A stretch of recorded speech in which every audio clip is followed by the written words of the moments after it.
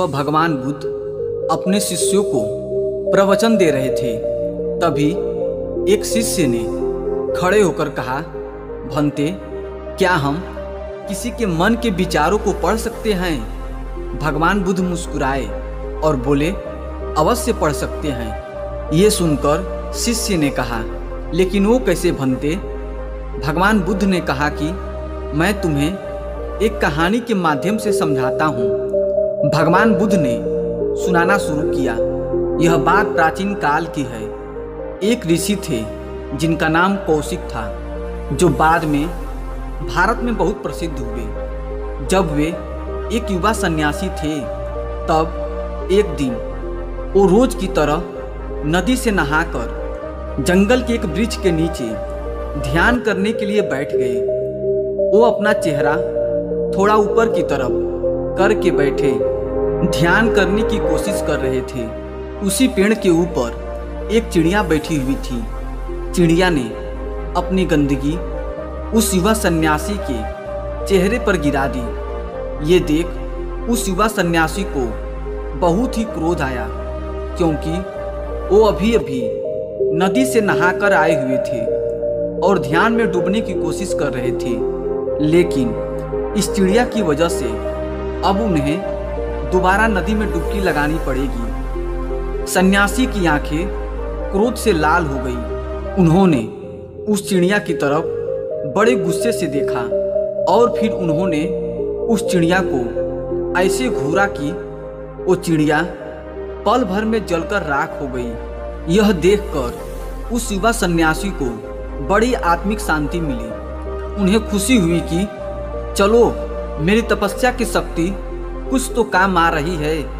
उन्होंने दोबारा नदी में स्नान किया और अपनी साधना करने के लिए बैठ गए। दोपहर होने पर वो भोजन के लिए जंगल के पास वाले गांव में भिक्षा मांगने के लिए निकल पड़े। वहां एक घर के बाहर खड़े होकर उन्होंने आवाज लगाई, भिक्षाम देहि। अंदर से किसी स्त्री की आवाज आई, कृपया थोड़ा इंतजार करो, मैं कुछ देर में आ रही हूँ। यह सुनकर युवा सन्यासी को फिर क्रोध आ गया, क्योंकि आज सुबह सुबह ही उन्हें परेशान करने वाली एक चिड़िया को उन्होंने अपनी नजरों से ही जलाकर राख कर दिया था। इस घटना ने उनकी आत्मिक घमंड को हवा दे दी थी। उन्होंने और जोर से चिल्लाकर कहा कि भिक्षाम देहि। अंदर से फिर उसी स्त्री की आवाज आई, कहा ना, कृपया थोड़ी देर और इंतजार करो, मैं आ रही हूँ। यह सुनकर युवा सन्यासी और क्रोध से भर गए। उन्होंने और जोर से आवाज लगाई, भिक्षाम देहि। वो लगातार आवाज लगाते रहे। तभी अंदर से एक महिला हाथ में भोजन की थाली लिए बाहर आई। युवा सन्यासी ने उस महिला पर चिल्लाते हुए कहा, मैं देवी शक्तियों से संपन्न एक महान सन्यासी हूँ।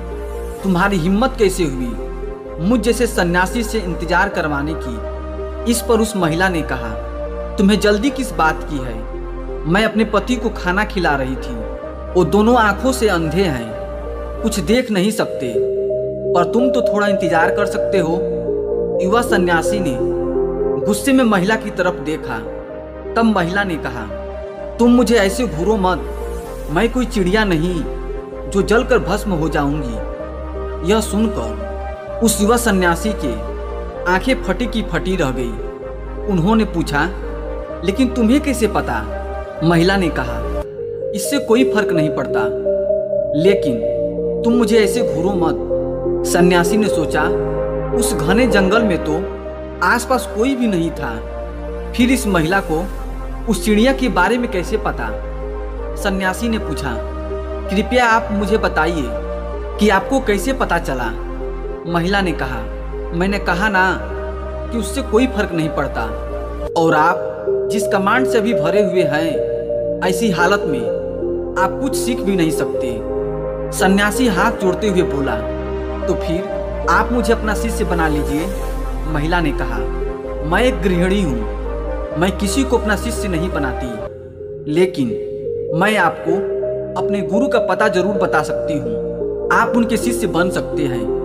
महिला ने उस युवा सन्यासी को अपने गुरु का पता बताया। उस पते के अनुसार वह युवा सन्यासी खोजते खोजते उस नगर में जा पहुंचे। फिर वो और अंदर जैसे जाते रहे। फिर थोड़ी देर में वो कसाई की गली में पहुंच गए। सन्यासी ने देखा कि चारों तरफ मांस के टुकड़े लटके हुए थे। उसने सोचा शायद मैं गलत पते पर आ गया हूँ, लेकिन पता बिल्कुल सही था। वह सन्यासी एक ब्राह्मण थे। उनका कसाईयों की गली में देखा जाना भी पाप था। उन्होंने सोचा मैं किसी कसाई को अपना गुरु नहीं बना सकता, लेकिन फिर भी वो आगे बढ़े। उन्होंने लोगों से पता पूछा तो लोगों ने इशारों में बताया कि सामने की दुकान में रहता है। वे वहां गए। उन्होंने देखा कि वह एक ऐसा इंसान था जिसके पूरे शरीर पर खून ही खून लगा हुआ था। उसके चारों तरफ मांस के टुकड़े टंगे हुए थे। वो बड़े ध्यान से मांस को काटने में लगा हुआ था। वे वहां खड़े खड़े सोचने लगे, मैं ब्राह्मण हूँ, एक कसाई वाला मुझे क्या सिखाएगा, और फिर चाहे कुछ भी हो मैं एक कसाई का शिष्य तो बन नहीं सकता। वो लौट कर जाने लगे। तभी उस इंसान ने उन्हें उनके नाम से पुकारा। उसने कहा, महात्मा कौशिक, आपको उस स्त्री ने मेरे पास भेजा है ना। यह सुनकर वे युवा सन्यासी अवाक खड़े के खड़े रह गए, क्योंकि उन्होंने अपना नाम अब तक किसी को नहीं बताया था। फिर यह इंसान उनका नाम कैसे जानता था। उसने कहा, आप थोड़ी देर इंतजार करिए, मैं अपना काम पूरा कर लूं। वो सन्यासी वहीं खड़े रहे। उन्हें उस कसाई के घर में घुटन हो रही थी। थोड़ी देर बाद उसने अपना काम खत्म करके उस युवा सन्यासी के पास आकर कहा, आप मेरे घर चलिए, हम वहीं बैठकर बात करेंगे। वे दोनों घर पहुंच गए। घर पहुंचकर उसने उन्हें बैठने को कहा और खुद जाकर स्नान करके साफ सुथरे कपड़े पहनकर बाहर आए। बाहर आकर उसने कहा, आप थोड़ी देर और इंतजार करिए, तब तक मैं अपने बूढ़े माता पिता की सेवा करके आता हूँ। वो गया और उसने अपने बूढ़े माँ बाप की सेवा की, उन्हें खाना खिलाया और फिर वहाँ आकर उन युवा सन्यासी के पास बैठ गया। उसने पूछा, बताइए क्या प्रश्न है आपका।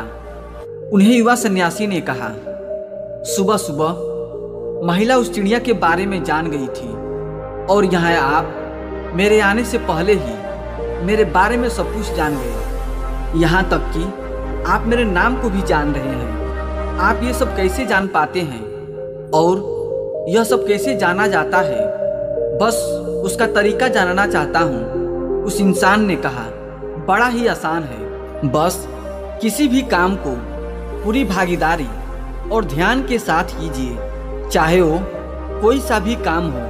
वो महिला अपने अंधे पति का ध्यान रखती है। वो उस काम को पूरी लगन और भागीदारी से करती है, उसमें कोई कमी नहीं छोड़ती। मैं अपने माता पिता की सेवा करता हूँ, मैं उसे पूरे ध्यान से करता हूँ, उसमें कोई कसर नहीं छोड़ता।